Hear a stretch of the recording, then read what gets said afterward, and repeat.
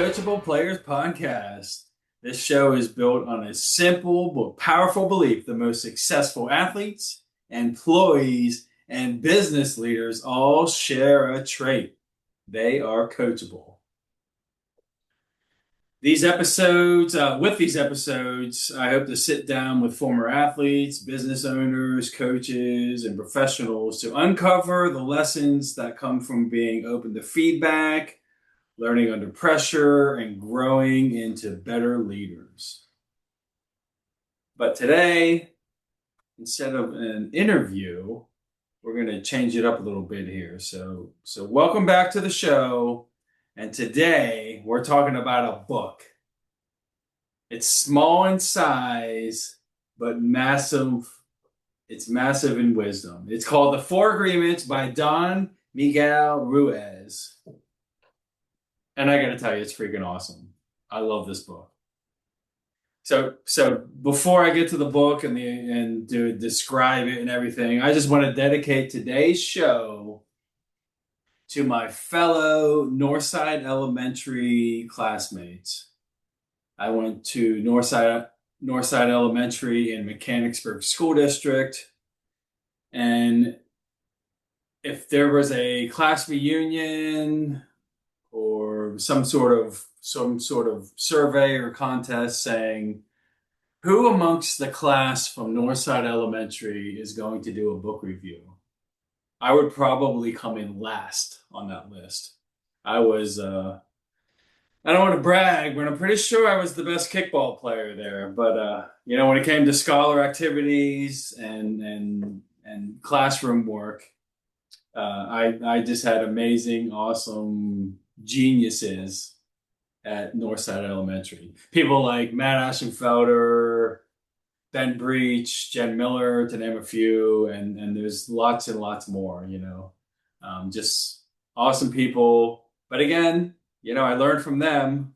But when it came to kickball, they picked me first. And when it came to who was the best spelling bee champion, they got picked first. And I didn't get picked first. Okay, so we're doing a book review today on the Coachable Players Podcast, and this is exciting. This is my favorite book, second favorite, behind the Bible. So if you ever wanted to live with less stress, less drama, and more peace of mind, this is the book for you. The Four Agreements by Don Miguel Ruiz. The book gives us four simple principles to follow, or agreements, that can totally shift how we see ourselves and how we interact with others. Now, before I jump into the book and the four agreements, and before I share my notes, from the book, let me just talk about how I heard of this book. So I'm a diehard Pittsburgh fan. I love the Steelers, Penguins, Pirates, Pitt, you name it. That's where my heart is. I love cheering for the black and gold. Those are my teams. I love it. And as a Steeler fan, it doesn't really sit well when you see the Patriots going to the Super Bowl and winning all these Super Bowls, and Tom Brady just win after win after win, and just celebrated as the best quarterback ever, and it doesn't sit well with Steeler Nation, and kind of hurts, it hurts a little bit, but anyways, I think it was 2012, the 2012 Super Bowl, New England Patriots versus the New York Giants. Spoiler alert, in case you recorded it and haven't watched it yet, the Giants won that. That's the second time they played in the Super Bowl. Eli Manning and the Giants won that Super Bowl. But pre-game, during the what is it, like a 12-hour pregame, all these crazy Super Bowl pregames, they have a ton of interviews, and it's crazy. It's just talking about whatever. And sports junkies like me watch some of it. I don't watch all of it, but I do watch pregame interviews. So in the one interview, Tom Brady is talking to someone, And they're going on and on about, this is your fifth Super Bowl. You've been in the league a little over 10 years, and this is your fifth Super Bowl. What's something we might not know about you that's led to your success? And Tom Brady said, when I was in college at Michigan, I get introduced to this book called The Four Agreements, which I'm holding up right now, The Four Agreements. And as a Steeler fan, I'm like, oh, this book has to suck. It has to be horrible. If a Patriot quarterback likes it, it's probably horrible. So I watched the game. Like I said, spoiler alert. Sorry if you haven't watched it yet, but the Giants went on to win the game. A couple days passed, and kind of happy. Patriots lost. That's a cool feeling. And then it started dawning on me about, Tom Brady is really good at playing football. He's awesome technique wise, leadership wise, across the board. Just a great person to follow.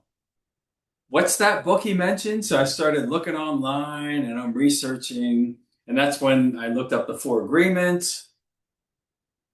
So I purchased the Four Agreements, and I think I read it 3 times in the first year, and I have it all marked up and I have stuff highlighted, and it's a pretty amazing book. It's an awesome book.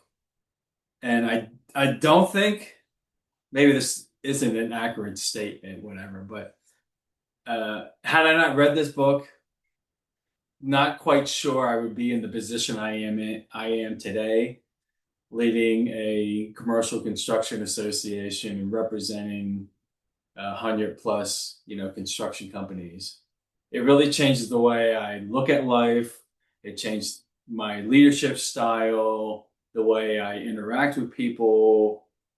It's just been awesome. It's really cool. So that's why I thought, with this outlet, with this venue that I have with the Coachable Players podcast, I'd like to do this book review and hope others will read it.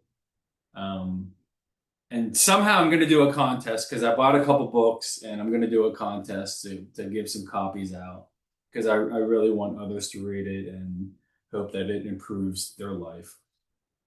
So that's how I got to this book. So now let me break it down. What are the four agreements mentioned in the book? And just so you know, you can go online, you can Google four agreements, and you could see images of the four agreements. And I printed out an image and I printed it, put it in, a nice little laminated thing next to my bed. So every day I wake up and see it. So I'm constantly pounding these four agreements in my head, and it's, 10 plus years, so it's awesome here. All right. So enough of this hype here. Let's talk about the four agreements. What are the four agreements? The first agreement, be impeccable with your word. That word impeccable comes from Latin. It basically means without sin.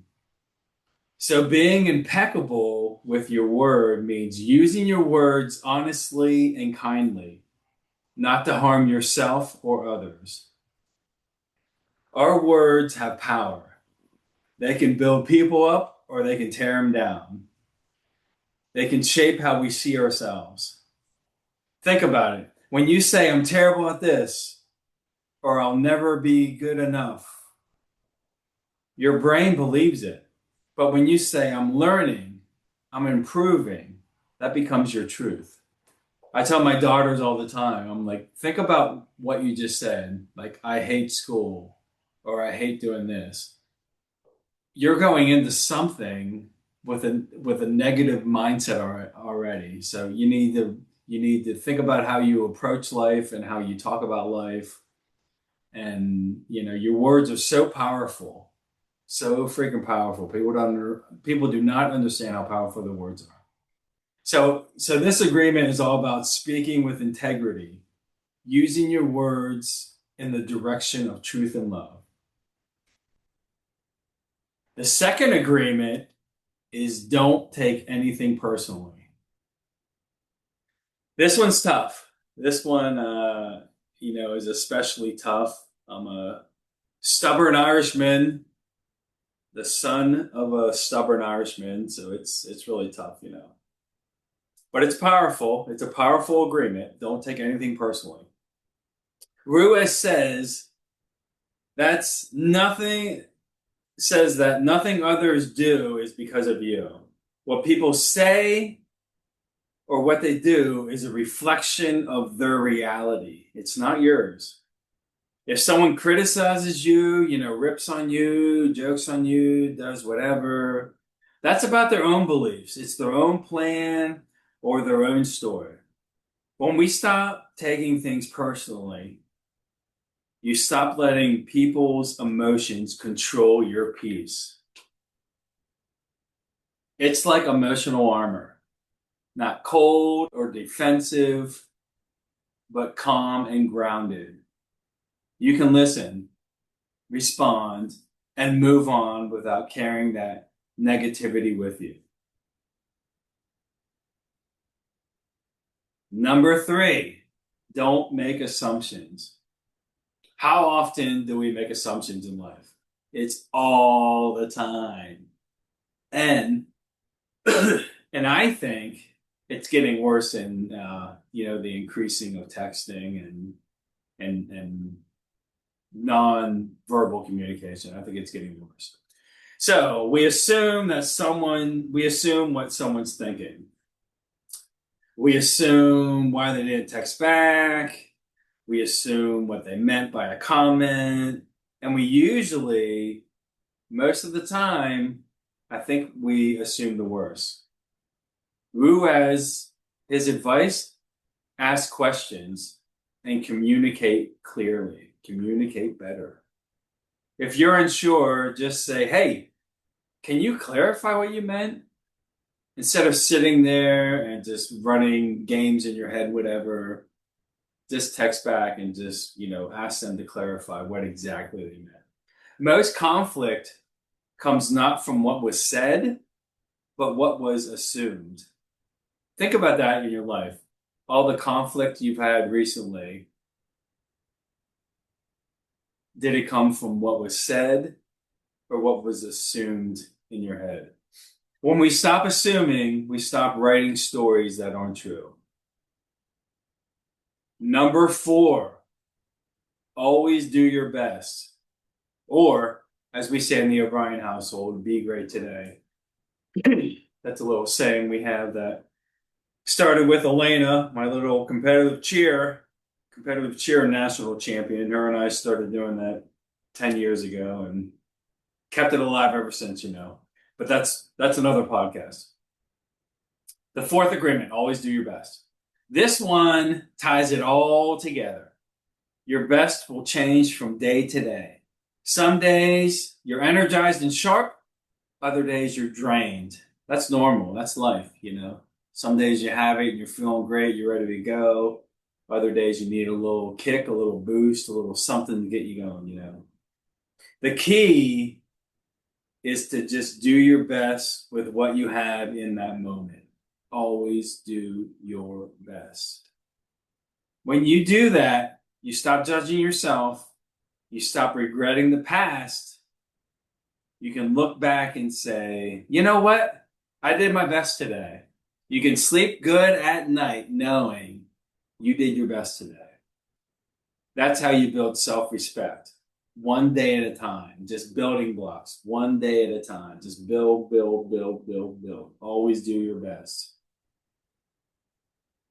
So as a wrap up, the 4 agreements. Number 1, be impeccable with your word. Number 2, don't take anything personally. Number 3, don't make assumptions. Number 4, always do your best.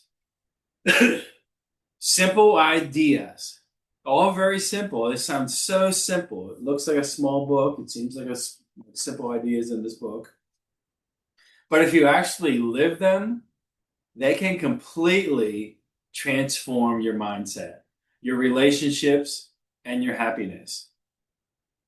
And remember, as Don Miguel Ruiz says, when you practice these agreements, your life will become filled with grace, ease, and love. Thanks for tuning in today. If you found this episode helpful, share it with someone who could use a little reminder to live with more peace and love. Until next time, stay humble, stay hungry, and stay coachable.